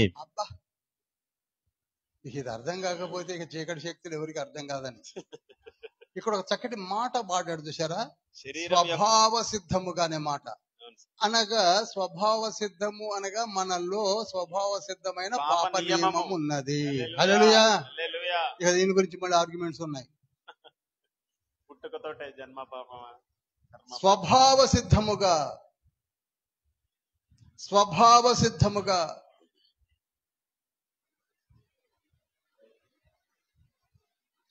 ఓపికండి చక్కగా చదువుతూ కూర్చుంటే అన్ని అర్థమైతే ఎక్కడికి పోనక్కర్లా. ఒకప్పుడు చీకటి, ఇప్పుడు ఏమయ్యామండి చెప్పండి? వెలుగై ఉన్నాం. ఇప్పుడు ఏమై ఉన్నాం? వెలుగై ఉన్నాం. ఇప్పుడు యోబు గ్రంథము 38వ అధ్యాయము 19-20 వచనాలు చదువుతారా?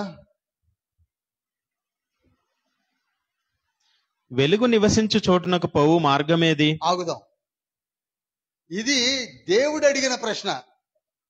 అందరు చెప్పండి. దేవుడు అడిగిన ప్రశ్న. ఇది దేవుడు అడిగిన ప్రశ్న. ఎవరిని? యోబుని అడిగాడు. ఇప్పుడు మనల్ని అడుగుతున్నాడు. హలో, అందరికి అర్థమైంది అనుకుంటున్నాను. హల్లెలూయా. ఇప్పుడు మీరే సమాధానం చెప్పాలి. మళ్ళీ చదవండి పాస్టర్ గారు. వెలుగు నివసించు చోటునకు పోవు మార్గమేది? చెప్పండి. ఇంతసేపు అనుకున్నాం కదండి. వెలుగు నివసించు చోటుకు పోవు మార్గం ఎవరు? యేసయ్యే. వెరీ సింపుల్ అండి. ఇది చిన్నపిల్లోడు పాపం చెప్పమని చెప్పాది. సింపుల్. నెక్స్ట్ ఏంటండి? చీకటి అను దాని ఉనికి పట్టు ఏది? ఆగుదాం, ఇప్పుడే చెప్పండి. ఎవరు? దుష్టుడు, సాతానుడు. చీకట్లపై కూర్చున్నాడు కదండి, పెద్ద సింహాసనం వేశాడు. దాని పక్కన కూడా మరి ఆలోచన సభ ఉన్నదనుకుంటా. దాని పక్కన చాలా మంది మంచి ర్యాంకుడు దూతలు ఉన్నారు. పక్కన నువ్వు అక్కడ బాగుంటారు, ఇక్కడ బొమ్మంటారు. ఆయన చాలా మంది ఉన్నారు, ఆయన కూడా ఉన్నారు. చిన్న పిల్ల దెయ్యాలు ఉన్నాయి, ఆయన పంపిస్తున్నాడు.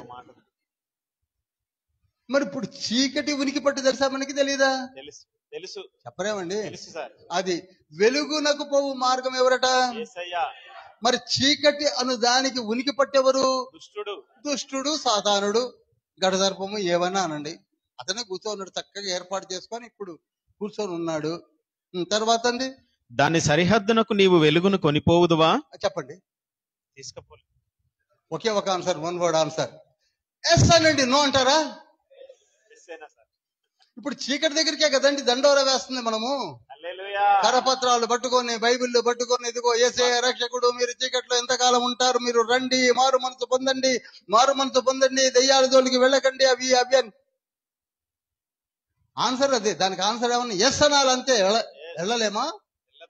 వెళతాం. దెయ్యం పట్టిన దగ్గర పరిగెత్తడా? నెక్స్ట్ చదవండి పాస్టర్ గారు. దాని గృహమునకు ప్రోవు త్రోవలను నీ వెరుగుదువా? చెప్పండి. ఇదంతయు నీకు తెలిసి ఉన్నది కదా. ప్రశ్నకు సమాధానం రావాలి.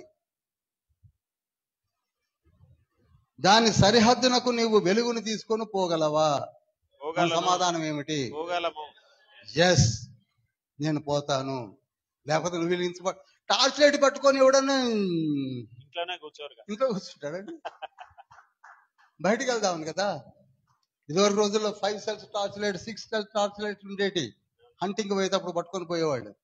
ఇప్పుడంటే చాలా పెద్దవి వచ్చాయి అనుకోండి. అందుకే యేసయ్య కూడా అన్నాడు కదా, ఇక్కడ మత్తయి సువార్త 5వ అధ్యాయం 14-15 వచనాలు, ఎవడైనా దీపం వెలిగించి మచ్చ కింద పెట్టుకుంటాడా అని. మనం వెలిగించబడ్డాము కనుక ఇప్పుడు ఎక్కడికి వెళ్తాం? చెప్పండి. చీకటి దగ్గరికి నిరభ్యంతరంగా వెళ్ళగలము. ఇప్పుడు మనం వెలుగై ఉన్నాము. ఇందాకనే చదివాం కదా, ఎఫ్ఎస్సీ రాసిన పత్రిక 5వ అధ్యాయం 8వ వచనంలో. పేతురు పత్రిక 2వ అధ్యాయం 9వ వచనంలో మనం ఇప్పుడు ఏమై ఉన్నాం? వెలుగై ఉన్నాం.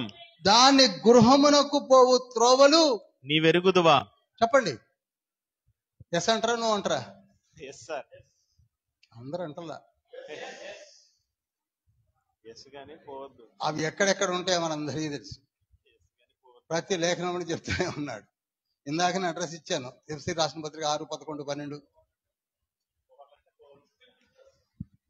మరి వెళ్ళి నువ్వు ఎక్కడండి? మన రోమిల్ రాసిన పత్రిక 16-20లో ఏమంటున్నాడు? కాళ్ళ కిందేసి చితక తొక్కమంటున్నాడు. ఇంకా పోవడం ఏంటి? చితక తొక్కుతానండి. వెళ్ళడం కాదు, చితక తొక్కుతాను.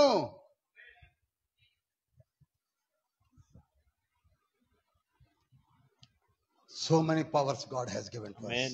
హల్లెలూయా. కానీ మన దగ్గర ఉన్న గొప్ప నేచర్ ఏంటంటే, ఆ వెలుగులోనికి మనం రాం. చీకటి చాలా ఇష్టం మనకి. ఇప్పుడు చూడండి 10వ వచనము, 1:10 యోహాను. ఆయన లోకములో ఉండెను, లోకం ఆయన మూలముగా కలిగెను, గాని లోకం ఆయనను తెలుసుకొనలేదు. ఆయన లోకములో ఉండెను, లోకం ఆయన మూలముగా కలిగెను, గాని లోకం ఆయనను తెలుసుకొనలేదు. ఇది అందరికి అర్థమైంది కదండి. ఇప్పుడు ఆయన అనగా యేసయ్య ఏ సమస్త సృష్టిని ఏర్పరిచాడో, ఆయనే దేవుని ప్రతిరూపమై ఉన్నాడో, ఆయనే స్ప్లిట్ అయి వచ్చాడో, ఇంకేమంటారో ఇక నేను దాని గురించి చెప్పను. ఆయన లోకములో ఉన్నాడట, కానీ లోకం మాత్రం ఆయన తెలుసుకోలేదట. ఇప్పటికీ డిబేట్ పెట్టుకుంటాం మనం. టైం ఇవ్వాలనే కానీ ఎవరైనా ఇప్పటికైనా కూర్చోవడం రెడీ. లోకము ఆయనను తెలుసుకొనలేదు. ఆ తర్వాత ఏమనుంటుందంటే, ఆయన తన స్వకీయుల యొద్దకు వచ్చెను, ఆయన స్వకీయులు ఆయనను అంగీకరింపలేదు. సొంతోళ్ళు కూడా నమ్మలేదండి. యేసయ్యను సొంత వాళ్ళు, స్వకీయులు అనగా తన జనాంగమే నమ్మలేదు. ఫస్ట్ అన్య జనాంగం సంగతి వదిలిపెట్టండి. యూదులు ఇజ్రాయేలీలే నమ్మలేదు, యాజకులు నమ్మలేదు, యూదులు నమ్మలేదు, ప్రధాన యాజకులు నమ్మలేదు, బైబిల్ పట్టుకొని తిరిగిన ధర్మశాస్త్రోపదేశకులు నమ్మలేదు, doctor of divinity research scholars కూడా నమ్మలేదు, శాస్త్రులు అంటారు వారిని, నమ్మలేదు. క్వశ్చన్ వేయడమే మనకు అలవాటు అయిపోయింది మొదటి నుంచి. ఓన్ బ్రదర్స్ చివరికి నమ్మలేదు. ఎవరండి? సొంత తమ్ముళ్ళు. పేర్లు చెప్పగలరా? యాకోబు, యోసేపు, సీమోను, యూదా.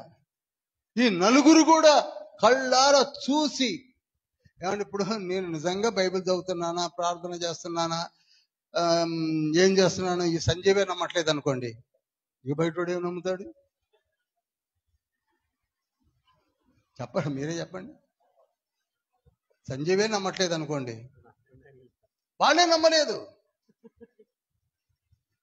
ఓన్ బ్రదర్స్ నమ్మలేదు. యోహాను సువార్త 7:5 ఆయన సహోదరులైనను ఆయన యందు విశ్వాసం ఉంచలేదు.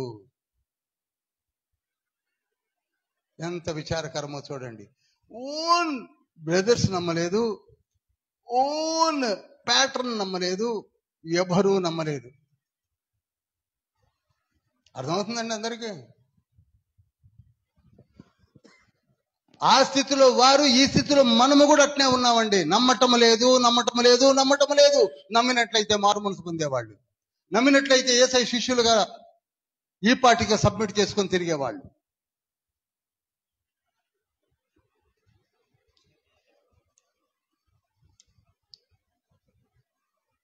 వచనం, తన్ను ఎందరు అంగీకరించిరో వారికందరికీ, అనగా తన నామమందు విశ్వాసముంచిన వారికి దేవుని పిల్లలగుటకు ఆయన అధికారం అనుగ్రహించారు. ఇదండి. మళ్ళీ ఒకసారి చదువుతారా పాస్టర్? తన్ను ఎందరు అంగీకరించిరో వారికందరికీ. ఆగుదాం. ఇప్పుడు ఆ వెలుగై సర్వ సృష్టి ఏర్పరిచిన తండ్రి మన మధ్యలోనికి వచ్చినప్పుడు ఎందరము అంగీకరించాము? గుండె మీద చేసుకుని చెప్పండి, నేను అంగీకరించాను అన్నవాడు ఏరి చెప్పండి. తన్ను ఎందరు అంగీకరించిరో. ఇంకా క్వశ్చన్ వేసుకొని కూర్చున్నాం కదా మనం ట్రినిటీలో కూర్చొని. నంబర్ 1 ఎవరు, నంబర్ 2 ఎవరు, నంబర్ 3 ఎవరు, నంబర్ 4 ఎవరు, నంబర్ 5 ఎవరులో ఉన్నాగా. ఇంకా అంగీకరించే దగ్గర ఎక్కడుంది? యేసయ్యను తన్ను ఎందరు, ఆయనే దేవుడే దిగి వచ్చి నన్ను నమ్మండి, నమ్మండి, నమ్మండి అంటే నమ్మకుండా ఉన్న వారితో మాట్లాడుతున్న లేఖనం అది. 12వ వచనం కదండి అది. తన్ను ఎందరు అంగీకరించిరో వారికందరికీ, అనగా తన నామమునందు విశ్వాసం ఉంచిన వారికి, తన నామమునందు విశ్వాసం ఉంచిన వారికి దేవుని పిల్లలగుటకు అధికారం ఉంటే, మనం ఆయన నామాన్ని నమ్మకుండగా ఆయన ఎవరోనండి అని కూర్చొని డిబేట్లు పెట్టుకున్నాం కదండి.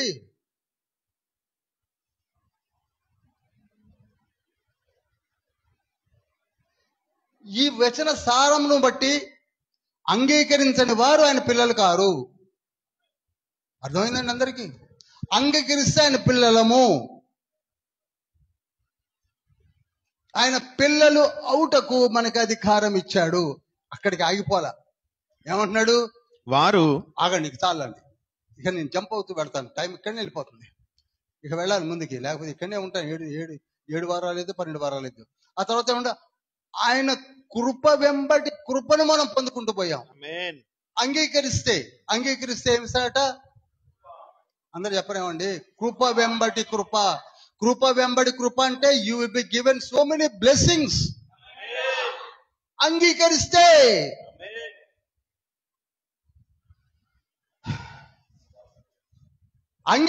చాలండి. అంగీకరించండి. He is God. ఆయనే వెలుగు, ఆయన సర్వ సృష్టికి ఆది సంభూతుడు, ఆయనే మన మధ్యలోనికి వచ్చాడు, ఆయనే యేసు, ఆయన నేను అంగీకరిస్తున్నాను అనే నోరే బయటికి పెగలందే.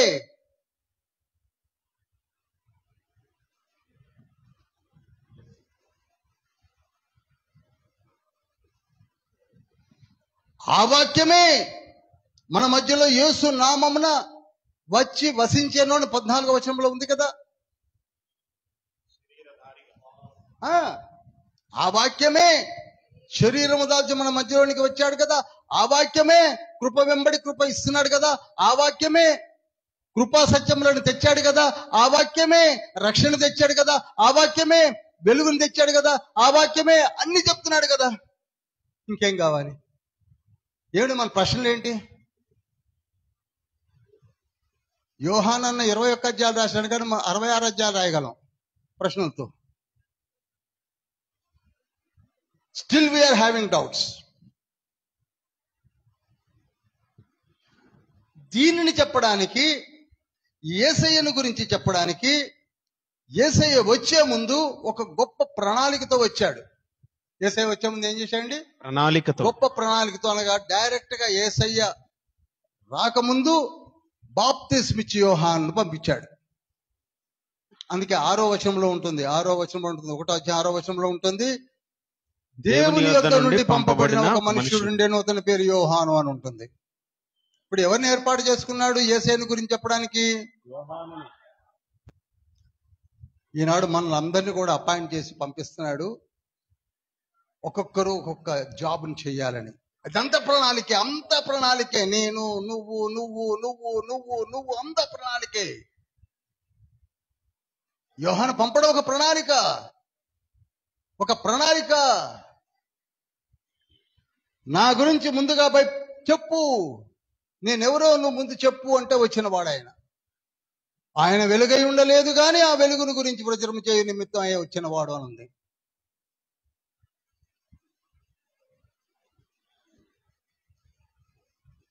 బాప్తిస్మం అనే ఫస్ట్ ప్రక్రియను స్టార్ట్ చేసింది ఆయన. పరలోకము గురించి చెప్పడం మొదలుపెట్టింది ఆయన. యేసయ్యను గురించి చెప్పడం మొదలుపెట్టింది ఆయన. యేసయ్యను మనకి ఇంట్రడ్యూస్ చేయడానికి పంపబడినటువంటి వ్యక్తి ఎవరండి? మరి ఈయన చనిపోవాలి. యేసయ్య చనిపోవడానికి మళ్ళీ ఒక వ్యక్తిని అపాయింట్ చేసుకున్నాడు. ఆయన ఎవరు? యూదా. అర్థమవుతుందండి? చెప్పడానికి ఒక వ్యక్తి వచ్చాడు, చనిపోవడానికి, పరిచర్య చేయడానికి కొందరు కావాలి, వాళ్ళని అపాయింట్ చేసుకున్నాడు. తను గర్భము దాల్చడానికి ఒక స్త్రీని అపాయింట్ చేసుకున్నాడు. అన్ని తానే ఏర్పరచుకొని మంచిగా ప్లాంట్ గా వెళ్ళిపోయాడు. హల్లెలూయా, హల్లెలూయా. ఇక బాప్తిస్మిచ్చి యోహాను వచ్చేదిగో పరలోక రాజ్యము సమీపించినది, మారు మనసు పొందండి అని చెప్పేసరికి ఎవరెవరు పోయారు తెలుసా?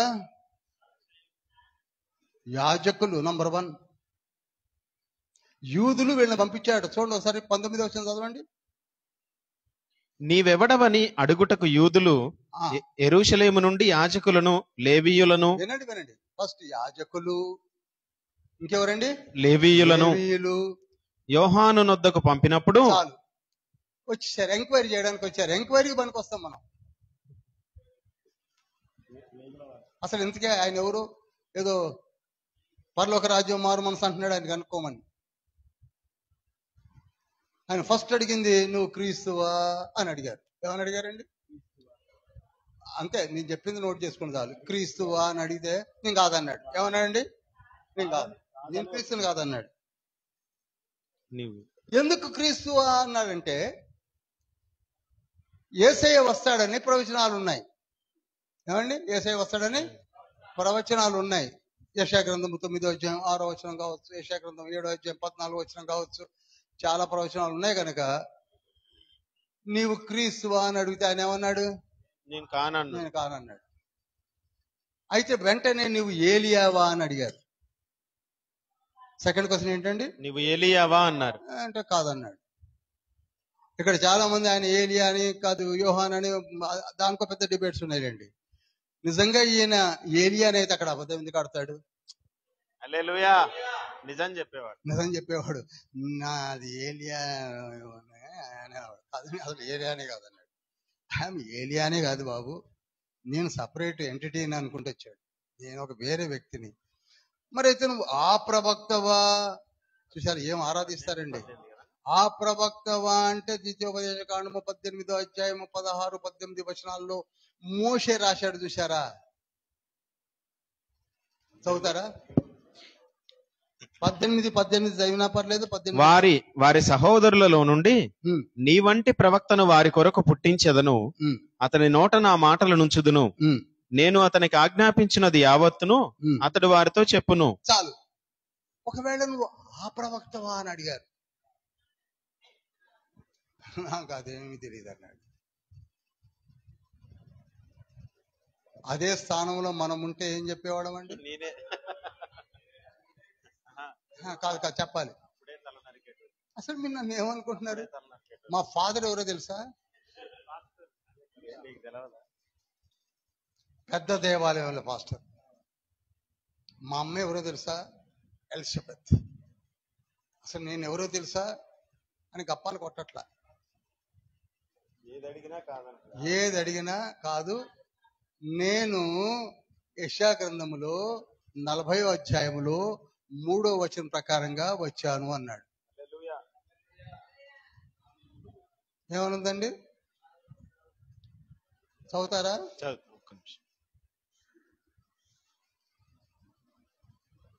43 కాదు కానీ నేను ఏరియాను కాదు అన్న దగ్గర నుంచి చదవండి.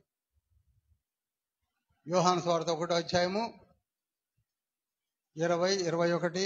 వారు మరి నీవెవరవు? నీవు ఏలియావా అని అడుగగా అతడు కాననెను. నీవు ఆ ప్రవక్తవా అని అడుగగా కానని ఉత్తరం ఇచ్చెను. కాబట్టి నీవెవరవు? మమ్ము పంపిన వారికి మేము ఉత్తరం ఇయ్యవలెను గనుక నిన్ను గూర్చి నీవేమి చెప్పుకొనుచున్నావని అతనిని అడిగిరి. అందుకతడు ప్రవక్త అయిన యెషయా చెప్పినట్టు నేను ప్రభువు త్రోవ సరళము చేయుడి అని అరణ్యములో ఎలుగెత్తి చెప్పు ఒక నిశ్శబ్దము అని చెప్పెను. అంటే ఈ బాప్తిస్మిచ్చి యోహానికి యెషయా గ్రంథం 40వ అధ్యాయం ఎట్లా తెలుసండి? చదువుతున్నాడు. మనమండి అరే బైబిల్ స్టడీకే యోహాను సువార్త చదవకుండా వచ్చి కూర్చున్న వాళ్ళు ఉన్నారు. ఆయన యెషయా గ్రంథాన్ని పిండి కొట్టాడు కనుక చెప్పగలరు. బాబు మీరు యాజకులు అంటారు, పరిసయ్యులు అంటారు, ఏదో అంటారు, మీకు యెషయా గ్రంథమే సరిగ్గా చదివితే నన్ను అడిగే ప్రశ్నలకు సమాధానము 40వ అధ్యాయం మీకు తెలీదా నాయన? అక్కడ ఆ స్వరం ఎవరిదో? నాదే. నేను ప్రవచనాత్మకంగా వచ్చిన ప్రవచన పురుషుడను. నా వెనక ఇంకొక ప్రవచన పురుషుడు వస్తున్నాడు. ఆయన చెప్పులు వారు విప్పుడికైనాను నాకు అర్హత లేదు. నేను కేవలం బాప్తిస్మం ఇస్తున్నాను కానీ ఆయన అగ్నిలోను ఆత్మతోనూ బాప్తిస్మం ఇస్తున్నాను. He is none other than slain. లోక పాపములను మోసుకొని పోతున్న గొర్రె పిల్ల. His name is Jesus. Jesus Jesus. ఏమిటి మీ ఎంక్వైరీలు?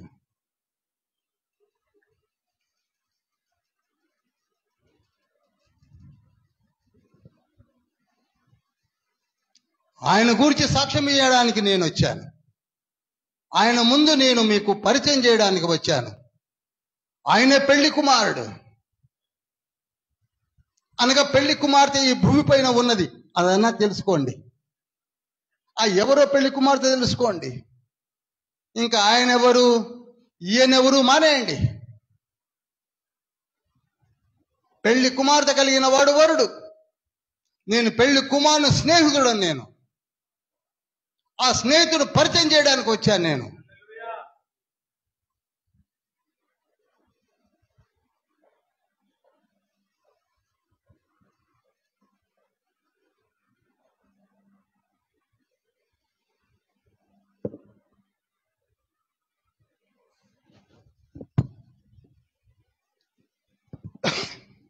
అప్పుడు అందరూ కూడా ఫస్ట్ చాప్టర్లో, అసలు ఫస్ట్ చాప్టర్ 7 వీక్స్ తీసుకుందాం అనుకున్నాను. సరే ఏం చేద్దాంలేండి. చూసిన వాళ్ళు, విన్నవాళ్ళు, కన్నవాళ్ళు చచ్చిపోయారండి. మనం తప్ప. అసలు ఆయన ఎవరు అనుకుంటున్నారు? ఆయన ఎవరనుకు అది ఎందు వాక్యం ఉండేను, వాక్యము దేవుని యొద్ద ఉండేను, వాక్యము దేవుడై ఉండేను, వాక్యము సమస్తమునకు ఆది సంభూతుడైనాడు. ఆయన వెలుగై ఉన్నాడు. ఆయనలో జీవమున్నది, చీకటి ఆయన దగ్గరికి రాదు. ఆయనను గురించి చెప్పడానికే నేను వచ్చాను. నా పేరు యోహాను. ఎవరైతే నమ్ముతారో, విశ్వసిస్తారో ఆయన పిల్లలు అవుతారు. ఆయన కృపనిస్తాడు. మీకు నమ్మండి, కృప వెంబడి కృప పొందుకుంటారు. సత్యంనిస్తాడు, మిమ్మల్ని పరలోక రాజ్యంలోనికి తీసుకొని వెళతాడు. అసలు మీరు త్రిత్వం అంటున్నారే, ఆ తండ్రి గురించి చెప్పేదే ఆయన. 18వ వచనంలో అంటాడు కదా, నేను పోయిన వారం చెప్పాను, ఆ అద్వితీయ దేవుని యొక్క రొమ్మున ఆనుకొని ఉన్నటువంటి కుమారుడైన యేసయ్యే చెప్పాలి, కానీ ఇంకెవరు చెప్పలేరు.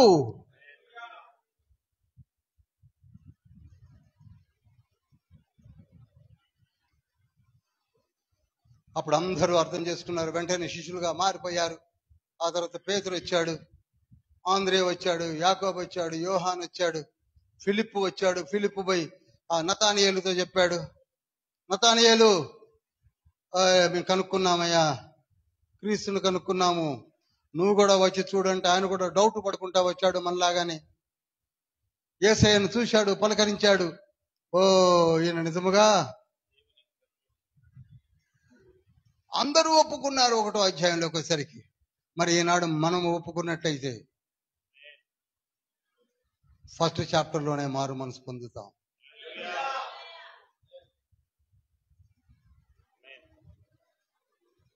వచ్చే వారం 2వ చాప్టర్లోకి వెళ్దాం. ఓన్లీ 7 minutes ముందే నేను ఆపాను 1st చాప్టర్ కంప్లీట్ చేయడానికి. ఒక చక్కటి మాట ఉంది చూసారా, 51వ వచనంలో చక్కటి మాట ఉంటుంది. మీరు ఆకాశము తెరవబడి, దేవుని దూతలు మనుష్య కుమారునికి పైగా ఎక్కుటయును దిగుటయును చూతురని మీతో నిశ్చయముగా చెప్పుచున్నాను. చూసారా, దేవుని దూతలు పరలోకము నుండి భూమిపైకి రావడము వెళ్ళడం కూడా మీరు చూస్తారు అని చెప్పుతున్నాడంటే, దేవుడు ఎక్కడుంటే అక్కడ దేవదూతలు తిరుగుతూ ఉంటారు. చప్పట్లు కొట్టి మహింపరచండి.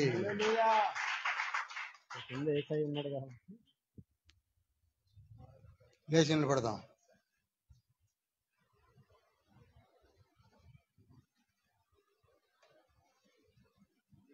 రెండు చేతులు పైకెత్తుదాం.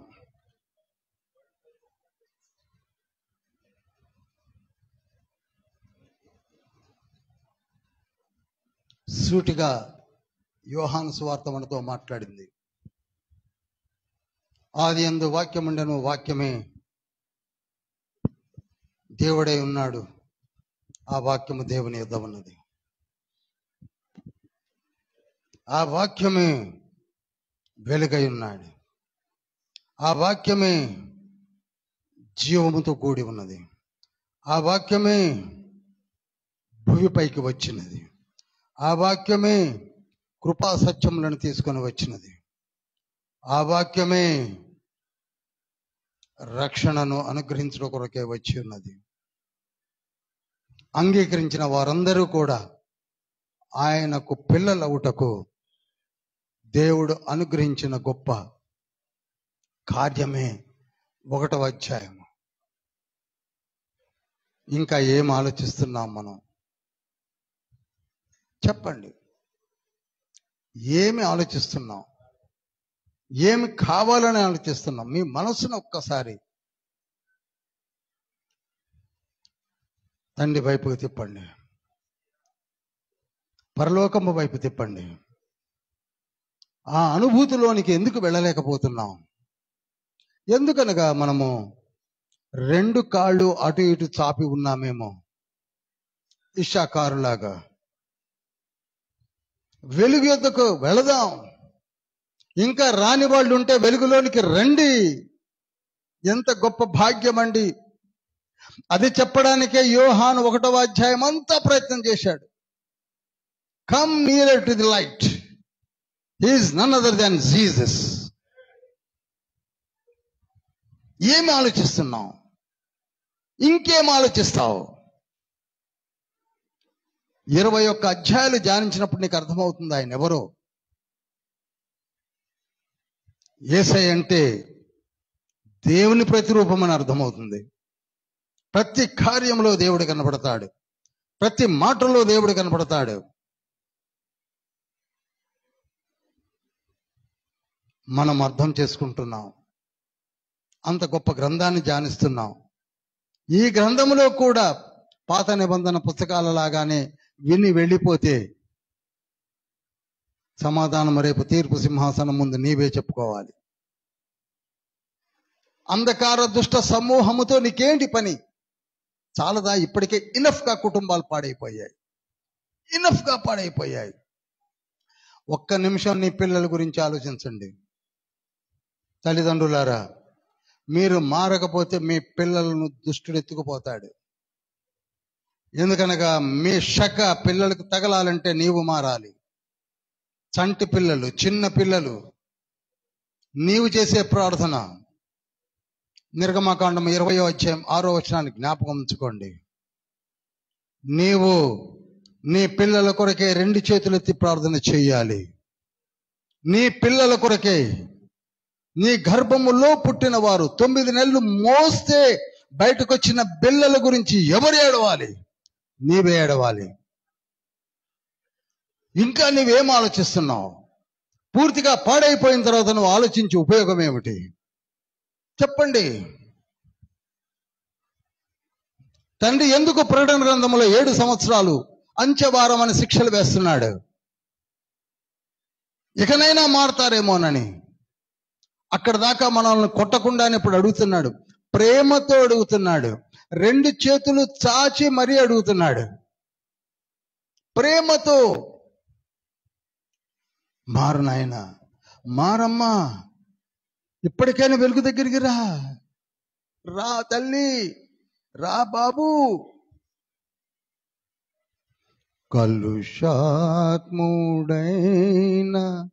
పాపిని పిలిచేవయేసువా,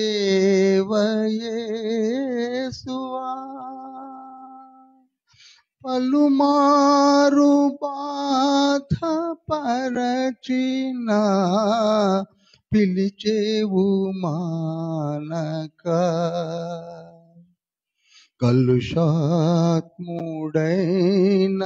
పాపిని పిలిచేవయేసువా,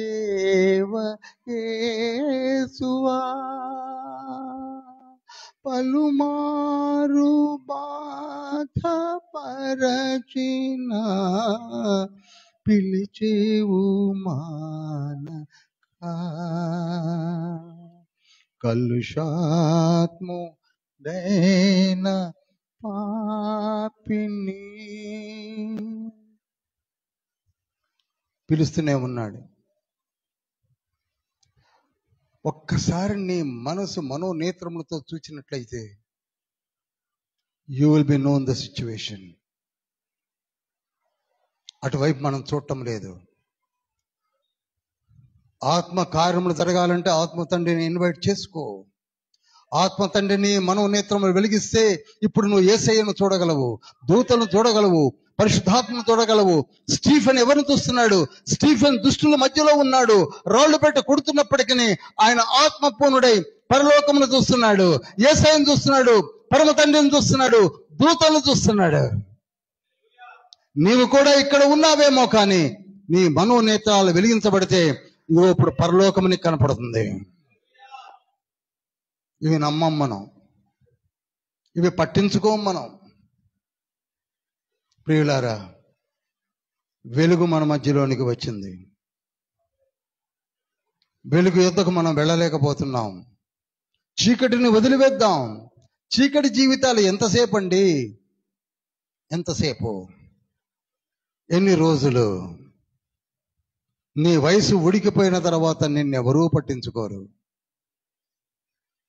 నీ వయసు ఉడికిపోయిన తర్వాత ఎవరూ పట్టించుకోరు. నీ పరిస్థితులు దిగజారిన తర్వాత నీ వైపే చూడరు. ఓ యవనుడా, ఓ యవన స్త్రీ,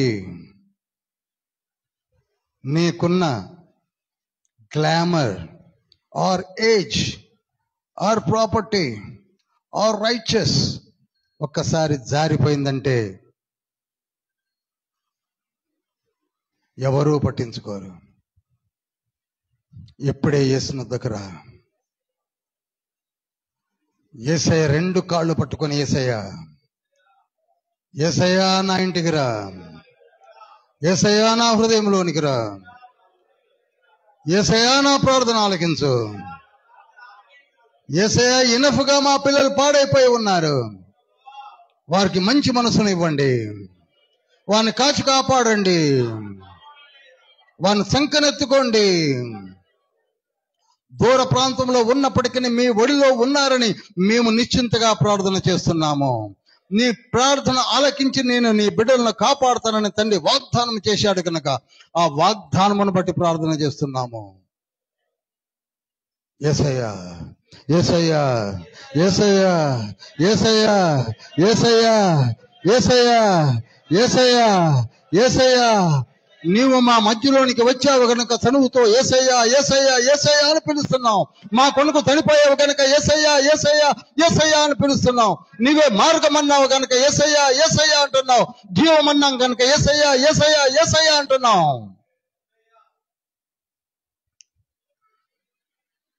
yes my Lord, yes.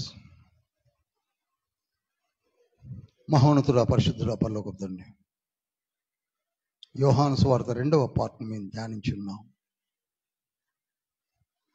Next week 3వ భాగంలోనికి వెళ్ళబోతున్నాం. మమ్మల్ని దీవించండి. తెలుసో తెలియకో మా తప్పులను మన్నించండి. విశ్వసించలేకపోతున్నాము. ఒకసారి ఒక వ్యక్తి వచ్చి, అయ్యా నేను విశ్వాసంలోనికి వెళ్ళలేకపోతున్నాను, నాకు విశ్వాసాన్ని ఇవ్వమని అడిగాడుగా తండ్రి.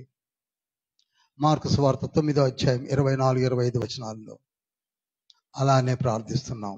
మాకు విశ్వాసాన్ని ఇవ్వండి, మీరే నిజ దేవుడనే మనసును మాకు ఇవ్వండి, మీ గురించి తెలుసుకునే గొప్ప మరో యుక్తమైన మాటలను మాకు నేర్పండి, అనేకులకు పంచే గొప్ప భాగ్యం ప్రసాదించండి. ఈ సంఘములో జరుగుతున్న బైబిల్ స్టడీని దీవించండి, ఉదయకాల ఆరాధనను దీవించండి, మంగళవారం స్త్రీల ఉమెన్ ఫెలోషిప్ని దీవించండి, శుక్రవారం నాడు యూత్ ఫెలోషిప్ని దీవించండి, సంఘ క్రూ మెంబర్స్ను దీవించండి, సంఘ కాపరిని వారి కుటుంబాన్ని దీవించండి. మేమందరం మీ బిడ్డలం తండ్రి. దూర ప్రాంతములలో నుండి మా మధ్యలోనికి వచ్చిన దైవజనులు, పాస్టర్స్ ఉన్నారు తండ్రి, ఎవాంజలిస్టులు ఉన్నారు ప్రభు. వారిని బలంగా వాడుకోండి తండ్రి. వారు బలంగా వాడబడాలి తండ్రి. వారికి కావలసిన లేమి లేకుండా చూడండి. ఈవులను అనుగ్రహించండి, ఆర్థిక లేమిని తీసివేయండి, ఆరోగ్యమునివ్వండి. యవన బిడ్డలు మా మధ్యలో ఉన్నారు తండ్రి. వారి యొక్క మనోవికాసతను కలిగించి వారిని వాడుకోండి ప్రభువా, వాడుకోండి యేసయ్య. ఈ బిడ్డలందరినీ మీ చేతికి అప్పగిస్తున్నాం. యుగాంతమందు నిలబడి యేసయ్యను గురించి చెప్పే బిడ్డలు మేమే అని నిలబడే గొప్ప శక్తిని బలమున వారికి ప్రసాదించమని యేసయ్య పరిశుద్ధ నామములో అతని ఎంతో వేడుకుంటున్నాం పరమ తండ్రి, ఆమేన్. పరలోకమందున్న మా తండ్రి, నీ నామం పరిశుద్ధపరచబడును గాక, నీ రాజ్యం వచ్చును గాక.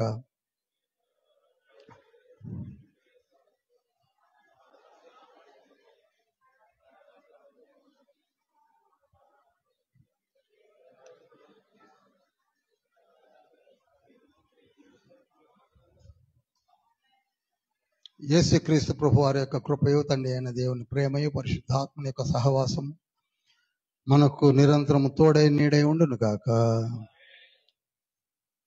ప్రైజ్ ద లార్డ్, హల్లెలూయా. ఒక చిన్న ప్రకటన అండి, ఇప్పుడు మన ప్రెసిడెంట్ గారు చేస్తారు. దీని అనంతరము మనం సంఘ సభ్యుడైనటువంటి మరి నిఖిల్ నీరజ్ పండు వారి సతీమణి అనూష కూడా మన మధ్యలో ఉన్నది. వారి కుమారుడు ఇందుకు మన మధ్యలోనే తిరుగుతున్నాడు, వస్తున్నాడు చూడండి. ఆ బాబు యొక్క బర్త్డే రేపే. కానీ మన సంఘములో మన ముందు మన మధ్యలో దైవజనుల మధ్య